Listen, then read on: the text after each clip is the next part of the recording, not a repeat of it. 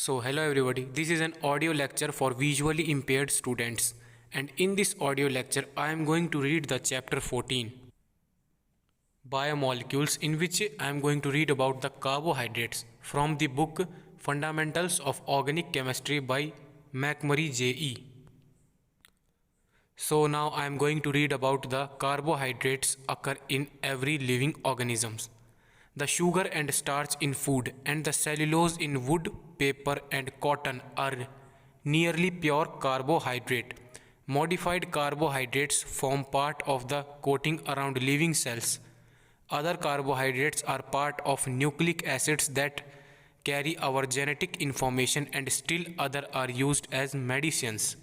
The word carbohydrate derives historically from the fact that glucose, the first carbohydrate to be obtained pure, and has molecular formula C6H12O6 and was originally thought to be a hydrate of carbon, that is C6H2O whole 6. This view was soon abandoned, but the name persisted. Today, the term carbohydrate is used for refer loosely to the broad class of polyhydroxylated aldehydes and ketones, commonly called sugars.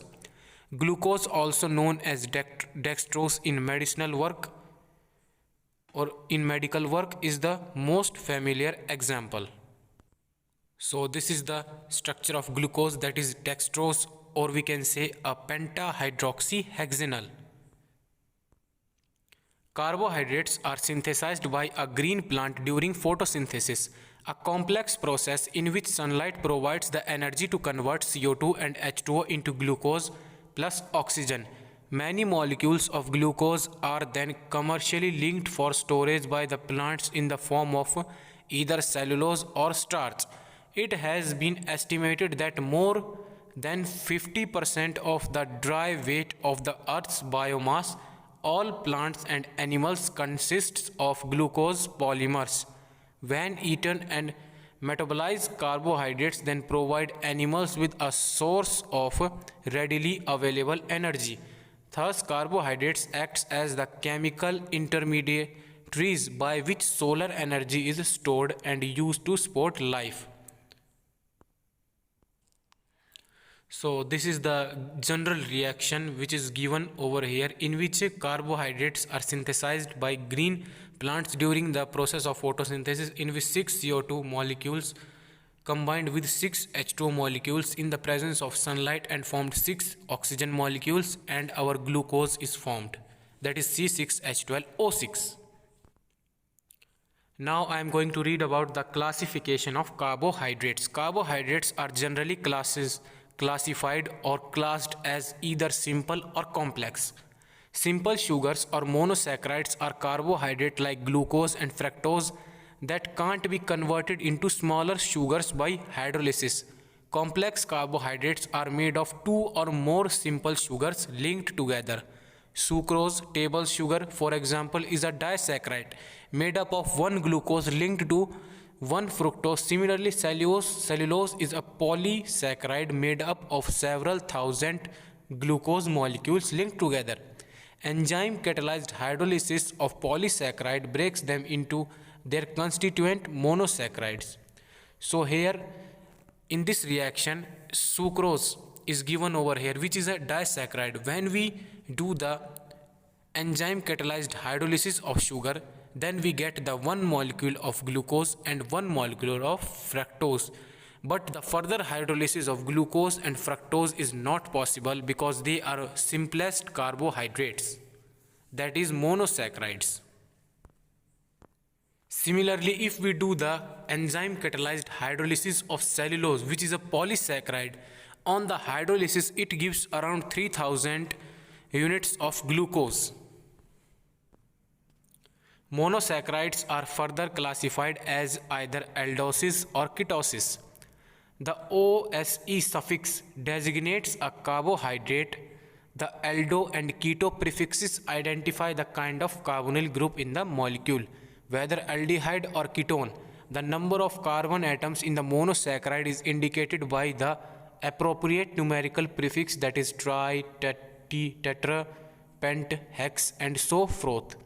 Thus, glucose is an aldohexose, a 6-carbon aldehydo sugar. Fructose is a ketohexose, a 6-member keto sugar. And ribose is an aldopentose, a 5-carbon aldehydo sugar. Most of the common simple sugars are either aldopentoses or aldohexoses. So these are the structures of glucose, fructose, ribose and pseudoheptulose. Glucose is an aldohexose sugar, fructose is an ketohexose sugar, and ribose is an aldopentose sugar, and pseudoheptulose is an ketoheptose sugar. Now I am going to read about the depiction, or we can say depicting the carbohydrates stereochemistry. And in this special topic we are going to read about the Fischer projections. So, because carbohydrates usually have numerous chirality centers, it was recognized long ago that a quick method for representing stereochemistry is needed. In 1891, a German chemist Emil Fischer suggested a method based on the projection of a tetrahedral carbon atom onto a flat surface. These Fischer projections were soon adopted and are now a common means of representing stereochemistry at chirality centers, particularly in carbohydrate chemistry. A tetrahedral carbon atom is represented in a Fischer projection by two crossed lines. The horizontal line represents bonds coming out of the page, and the vertical lines represent the bonds going into the page. Thus, R-glyceraldehyde, the simplest monosaccharide, is represented as shown in figure 14.1.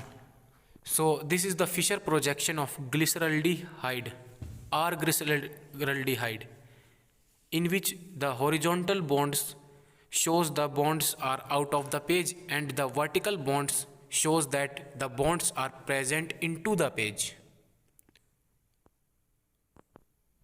Carbohydrates with more than one chirality center are shown in Fischer projections by stacking the center on the top of one another with the carbonyl carbon at or near the top. Glucose, for example, has 4 chirality centers stacked on the top of one another in Fischer projection. Such representations don't, however, give an accurate picture of a molecule's true three-dimensional conformation, which is curled around on itself like a bracelet. Now I am going to read about the D and L sugars.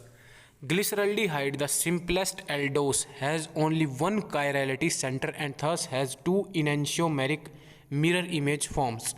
Only the dextrorotatory enantiomer occurs naturally. However, that is a sample of a naturally occurring glyceraldehyde placed in a polarimeter rotates plane polarized light in a clockwise direction, denoted positive.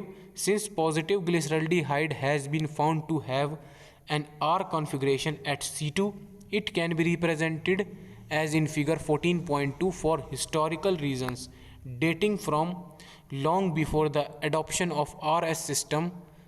R-glyceraldehyde is also referred to as a D-glyceraldehyde, D for dextrorotatory. The other enantiomer S-glyceraldehyde is shown as L-glyceraldehyde, L for levorotatory.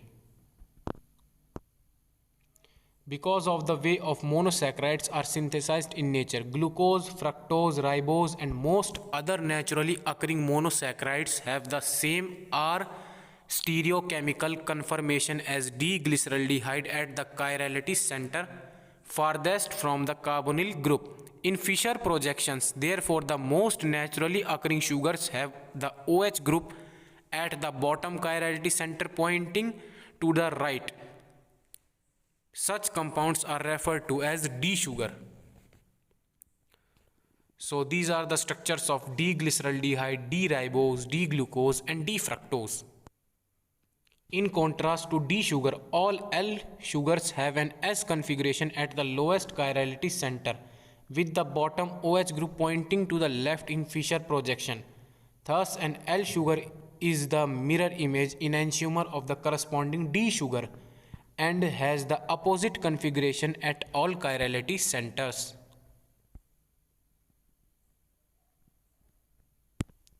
Note: that the D and L notations have no relation to the direction in which the given sugar rotates plane polarized light. A D sugar may be either dextrorotatory or levorotatory.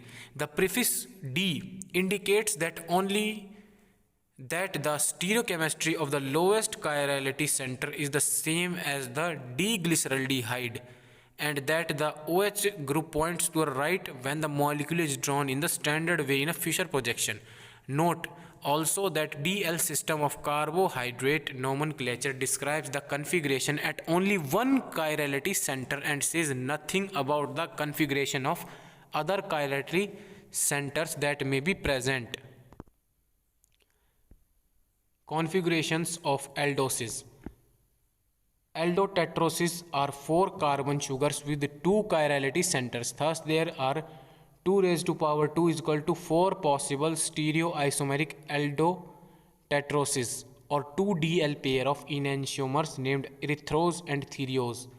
Aldopentoses have 3 chirality center and a total of 2 raised to power 3 is equal to 8 possible stereoisomers and 4 DL pair of enantiomer. These 4 pairs are named ribose, arabinose, xylose and lysose. All except lysose occur widely. D-ribose is an important part of RNA, that is the ribose nucleic acid, and L-arabinose is found in many plants and D-xylose is found in both plants and animals. Aldohexoses have 4 chirality centers and a total of 2 raised to power 4 16 possible stereoisomers or 8 DL pair of enantiomers. The name of 8 are allose, altrose, glucose, mannose, glulose, idose, galactose and tellose. Only D-glucose from starch and cellulose and D-galactose from gums and fruit pectins are widely distributed in nature. D-mannose and D-tellose also occur naturally but in lesser abundance.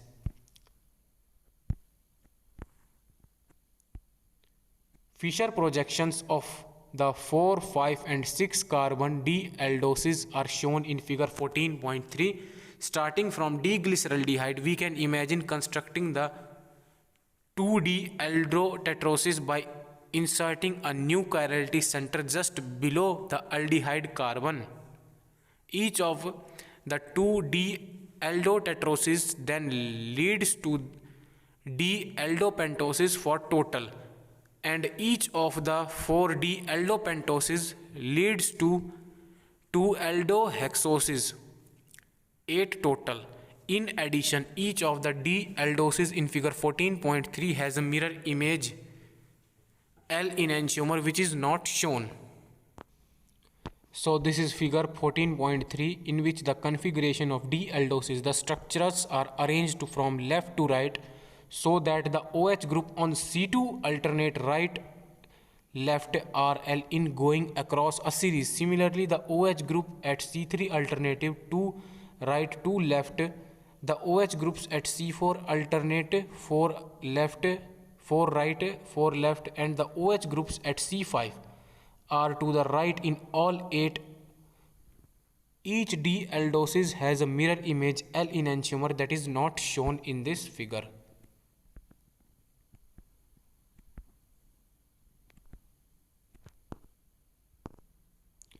Cyclic structures of monosaccharides, that is hemiacetal formation. During the discussion of carbonyl group chemistry in section 9.8, we said that aldehyde and ketones undergo a rapid and reversible nucleophilic addition reaction with alcohols to form acetals. If the carbonyl and the hexyl group are in the same molecule, an intramolecular nucleophilic addition can take place, leading to the formation of a cyclic hemiacetal. 5 and 6 membered cyclic hemiacetals are particularly stable, and many carbohydrates therefore exist in an equilibrium between open chain and cyclic forms. Glucose exists in aqueous solution primarily in the 6 membered pyranose form resulting from intramolecular nucleophilic addition of the OH group at C5 to the C1 carbonyl group. Fructose, on the other hand, exists to the extent of about 72% in the pyranose form and about 28 in the 5-membered furanose form, resulting from addition of OH group at C5 to C2 ketone. The name pyranose for a 6-membered ring and the furanose for 5-membered ring are derived from the names of the cyclic ethers pyran and furan. The cyclic forms of glucose and fructose are shown in figure 14.4. So these are the pyranose form of D-glucose, and this is the pyranose form of D-fructose and furanose form of D-fructose. Like cyclohexane ring, pyranose rings have a chair-like geometry with axial and equatorial substituent. By convection, the rings are usually drawn by placing the hemiacetal oxygen atom at the right rear, as shown in figure 14.4. Note that an OH group on the right in the Fischer projection is on the bottom face of the pyranose ring, and an OH group on the left in a Fischer projection is on the top face of the ring. For D sugars, the terminal CH2OH group is on the top of the ring, whereas for L sugars the CH2OH group is on the bottom. Monosaccharides anomer, that is mutarotation. When an open chain monosaccharide cyclizes to a pyranose or furanose form, a new chirality center is generated at a former carbonyl carbon. Two diastereomers called anomers are produced with the hemiacetal carbon referred to an anomeric center. For example, glucose cyclizes reversibly in aqueous solution to yield a 37:63 mixture of two anomers in figure 14.5. So in figure 14.5, structure of the alpha and beta anomers of this glucose are shown over here.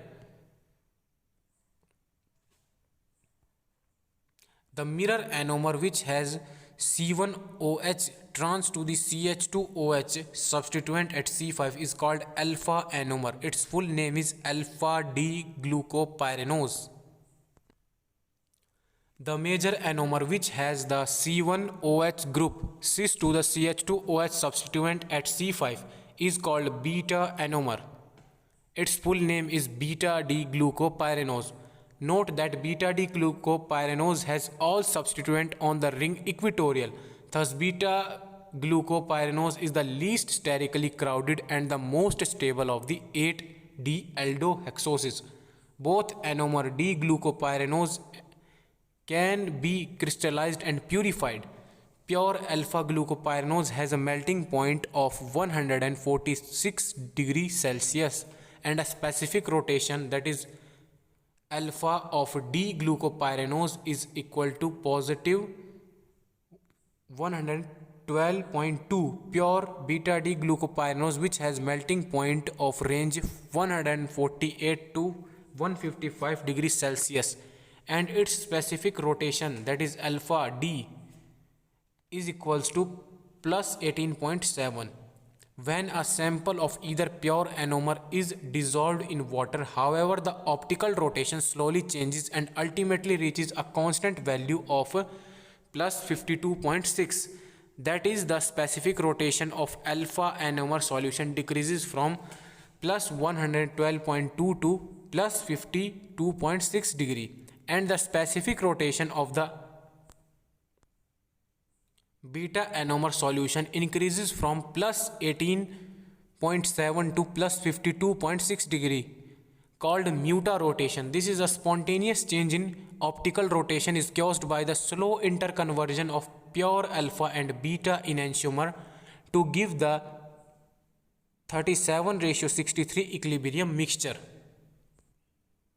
Mutarotation occurs by a reversible ring opening of each anomer to the open chain aldehyde form, followed by reclosure. At least equilibrium is slow at a neutral pH. It is catalyzed by both acid and base. Reactions of monosaccharides. Because monosaccharides contain only two kind of functional groups, hydroxyls and carbonyls. Most of the chemistry of monosaccharides is the now familiar chemistry of these two groups.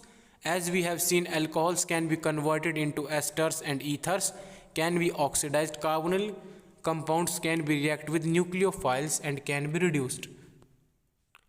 So first reaction is ester and ether formation. Monosaccharides behave as simple alcohols in much of their chemistry.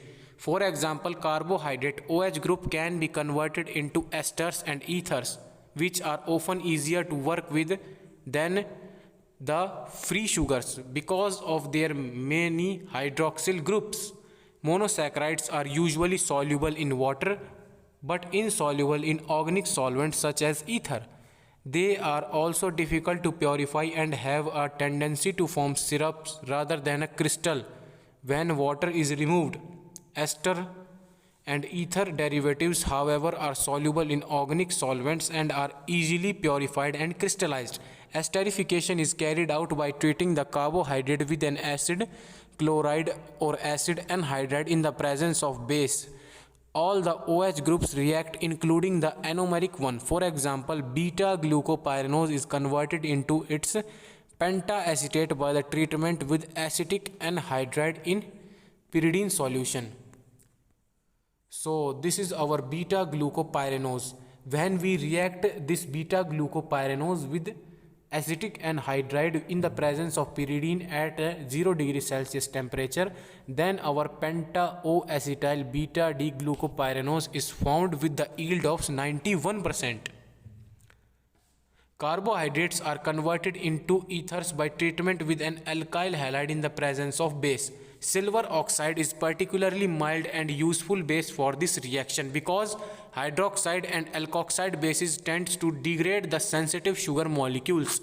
For example, alpha-D-glucopyranose is converted into pentamethyl ether in 55% yield on the reaction with iodomethane and Ag2O, that is silver oxide. So this is again our alpha-D-glucopyranose, in which we use alkyl halide in the presence of silver oxide. When we react this alpha-glucopyranose in the presence of methyl iodide with Ag2O, then our alpha-D-glucopyranose pentamethyl ether is formed and the yield is 85%. Glycoside formation. We saw in section 9.8 that the treatment of a hemiacetal with an alcohol and an acid catalyzed yield an acetal. In same way, treatment of a monosaccharide hemiacetal with an alcohol and an acid catalyst yields an acetal in which the anomeric OH has been replaced by an OR group. For example, the reaction of glucose with methanol gives a 2:1 mixture of alpha and beta methyl glucopyranosides. So in this reaction we clearly see that beta-D-glucopyranose, a cyclic hemiacetal which is reacting with the methanol in the presence of HCl, gives methyl alpha D-glucopyranoside and also give methyl beta D-glucopyranoside. The yield of methyl alpha D-glucopyranoside is 66% and the yield of methyl beta D-glucopyranoside is 33%. And these are called glycosides. The carbohydrate acetals are named by first citing the alkyl group and then replacing the OSE ending of the sugar with OSIDE. Like all acetals, glycosides are stable to water. They are not in equilibrium with an open chain form and they don't show mutarotation. They can, however, be hydrolyzed to give back the free monosaccharide plus alcohol on treatment with aqueous acid.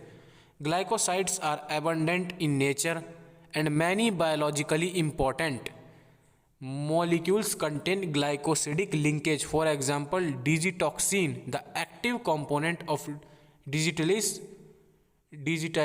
preparations used for treatment of heart disease, is a glycoside.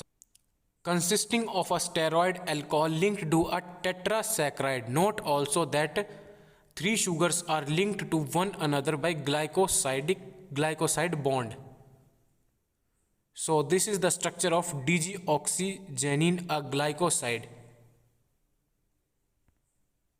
in which one unit is trisaccharide and another linked unit is a steroid. Now we will talk about the biological ester formation, that is phosphorylation.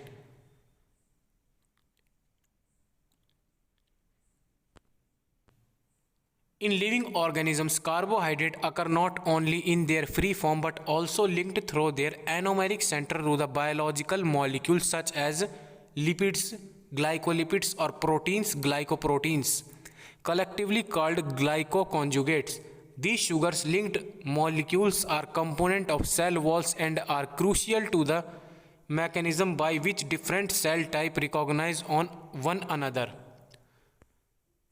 Glycoconjugate formation occurs by the reaction of the lipids or proteins with a glycosyl nucleoside diphosphate. This diphosphate is itself formed by the initial reaction of monosaccharide with adenosine triphosphate, that is ATP, to give a glycosyl monophosphate, followed by reaction with uridine triphosphate UTP. We will see the structures of nucleoside phosphates in section 16.5. The purpose of this phosphorylation is to activate the anomeric OH group of the sugar and make it a beta leaving group in a nucleophilic substitution reaction with a protein or lipids. So this is figure 14.6. Glycoprotein formation occurs by the initial reaction of starting carbohydrate with ATP.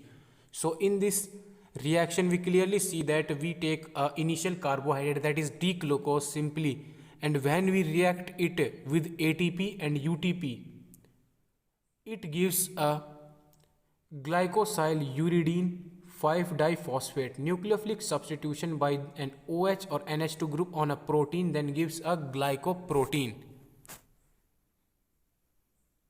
So this is the structure of the glycoprotein. So when this D-glucose is reacted in the presence of ATP followed by UTP, then it gives D-glycouridine 5-diphosphate, or we can say UDP glucose. And when this D-glycouridine 5-diphosphate reacted with OH or any kind of NH2 group, then our glycoproteins are formed over here. Because this OH group is converted into a better leaving group. So during the nucleophilic substitution reaction, it readily leaves the molecule and our glycoproteins were formed. Reduction of monosaccharide. Treatment of an aldose or ketose with NaBH4, that is sodium borohydride, reduces it to a polyalcohol called alditol.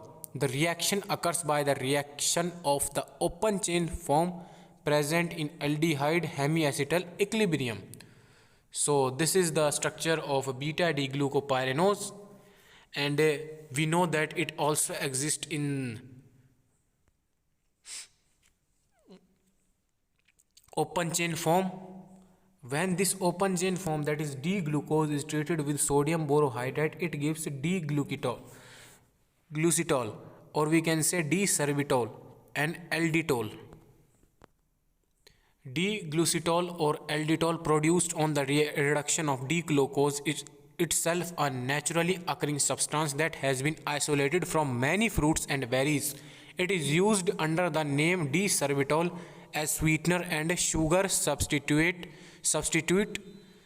in many foods. So oxidation of monosaccharides like other aldehyde aldoses can be oxidized to yield the corresponding carboxylic acid called aldonic acid. For laboratory purposes, a buffered solution of aqueous bromine is often used. So this is our D-glucose. When we react this D-glucose with bromine water at the pH 6, So our D-gluconic acid, or we can say an aldonic acid, is formed over here. Historically, the oxidation of an aldose with either Ag positive ion in aqueous ammonia, that is Tollens reagent, or copper 2 positive with aqueous sodium citrate, that is Benedict solution, or we can say Benedict reagent, form the basis of simple test for what are called reducing sugar. Reducing because the aldose reduces the metal oxidizing agent. Some simple diabetic self-test kits sold in drugstores still use Benedict's reagent to detect the glucose in urine, but more modern methods have largely replaced it. All aldoses are reducing sugar because they contain aldehyde carbonyl groups, but glycosides are non-reducing because the acetyl group can't open to an aldehyde under basic condition.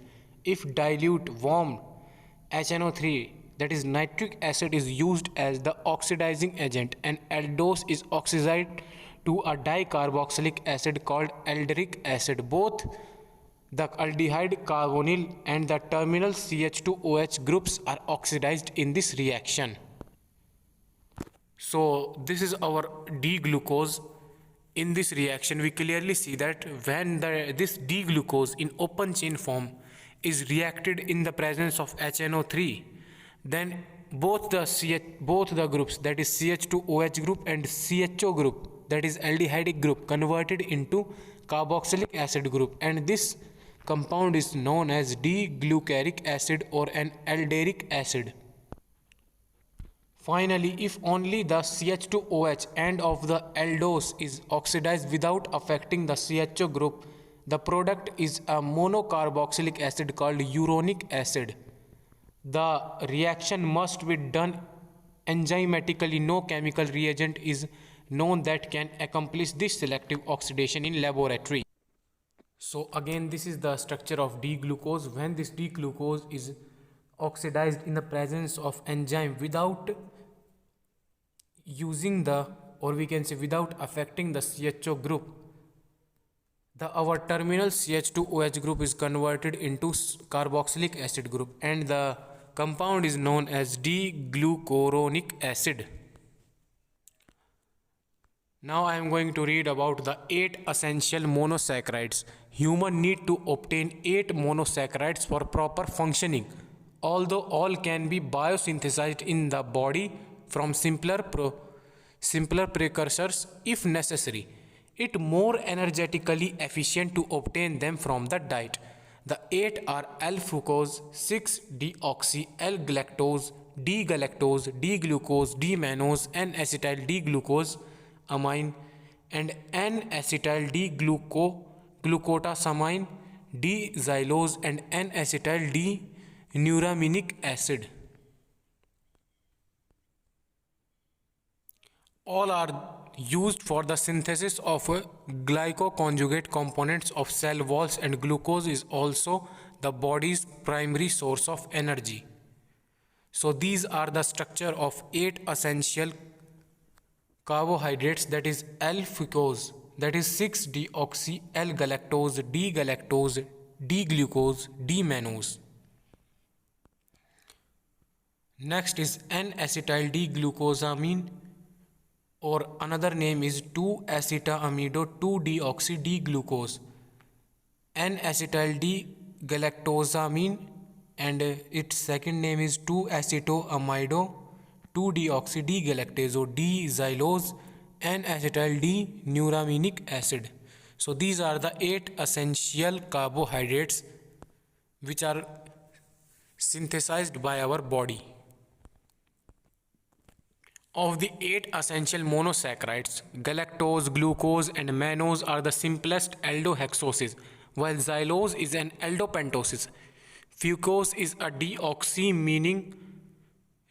sugar, meaning that it has an oxygen atom missing, that is an OH group. The one at C6 is replaced by an hydrogen.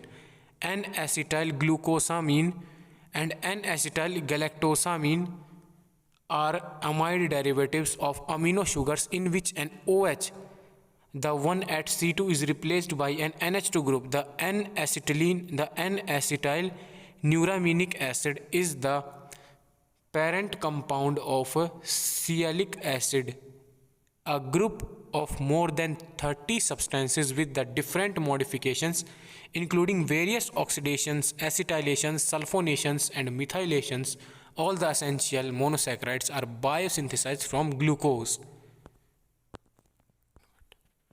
Disaccharides. We saw in section 14.7 that reaction of monosaccharides hemiacetal with an alcohol yields a glycoside in which the anomeric OH group is replaced by the OR.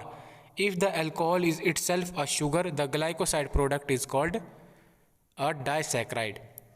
So these are our disaccharides, maltose and cellobiose. Disaccharides contain a glycoside acetal bond between the anomeric carbon of one sugar and an OH group. At any position on the other sugar, a glycoside link between C1 of the first sugar and the C4 of the second sugar is particularly common. Such a bond is called 1,4 link. A glycoside bond to an anomeric carbon can be either alpha or beta. Maltose, the disaccharide obtained by enzyme catalyzed hydrolysis of starch, consists of two alpha D glucopyranose units joined by a 1,4 glycoside bond. Cellobiose, the disaccharide obtained by partial hydrolysis of cellulose, consists of two beta D glucopyranose units joined by 1,4 beta glucoside bond. So this is the maltose, a 1,4 alpha glycoside or 4-O alpha D glucopyranose alpha D glucopyranose. Second is our cellobiose, a 1,4 beta D 1,4 linkage beta D glucoside, or we can say 4-O beta D glucopyranosyl beta D glucopyranose. Maltose and cellobiose are both reducing sugar because the anomeric carbons on the right hand glycopyranose units have hemiacetal groups and are in equilibrium with aldehyde form.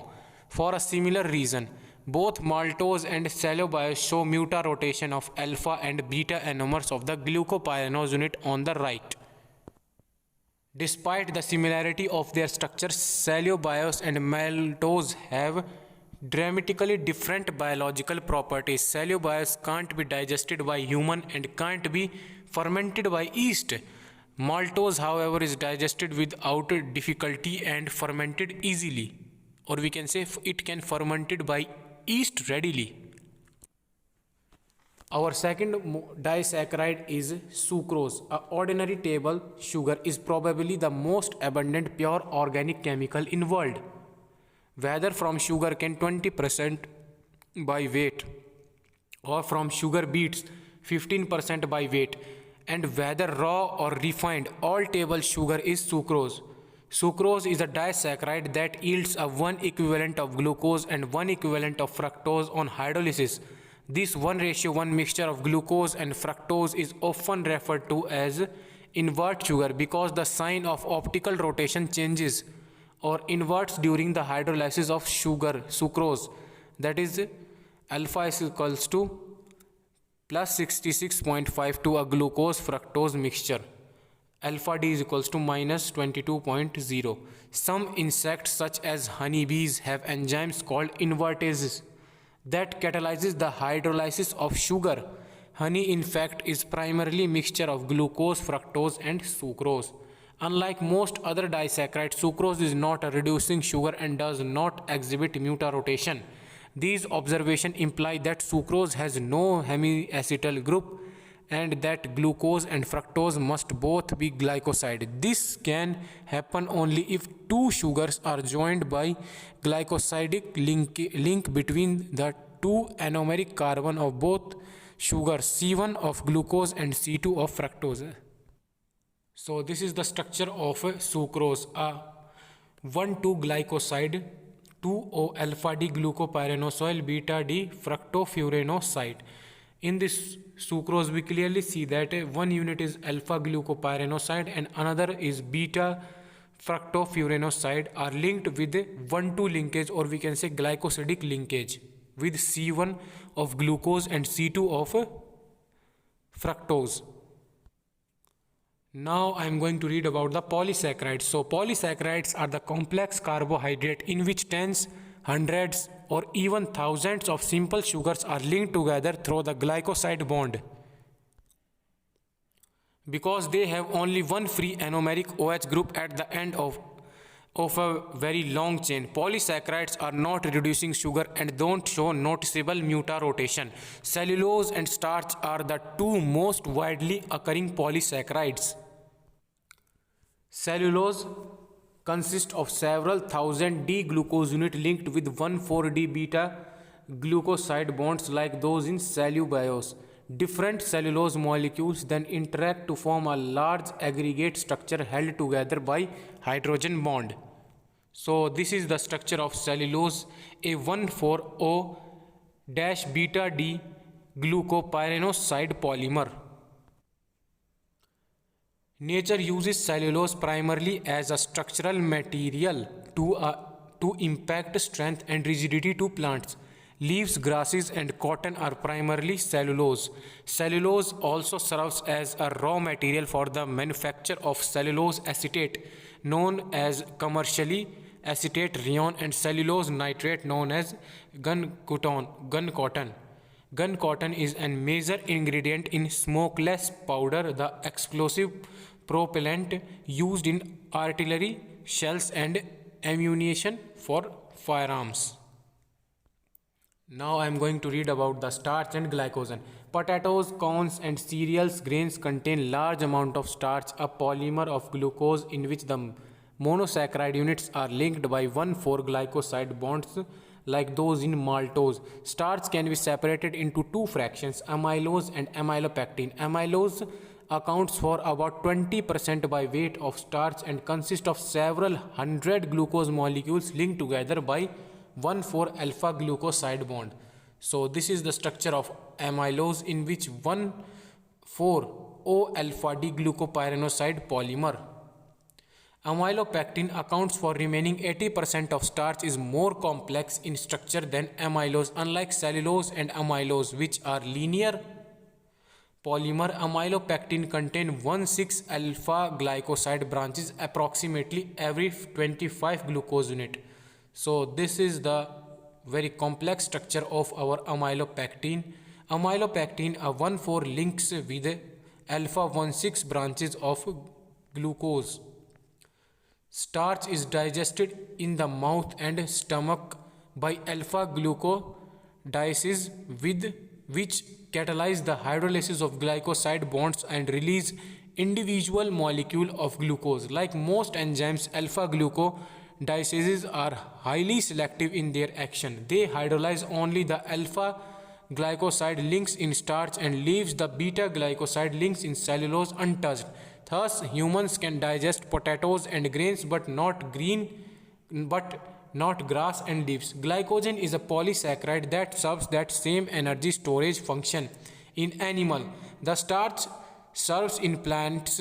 Dietary carbohydrates not needed for intermediate energy are converted by the body to glycogen for long-term storage. Like the amylopectin found in starch, glycogen contains a complex branching structure with 1,4 and 1,6 links. Glycogen molecules are larger than those of amylopectin, up to lakhs glucose units, and contain even more branches. So this is the rough structure, or we can say a simple borderlining structure of our glycogen, in which 1,6 link and 1,4 link is present. Now I am going to read the last section of this chapter, that is cell surface carbohydrates and carbohydrate vaccines. It was once thought that carbohydrates were useful in nature only as structural material and energy sources.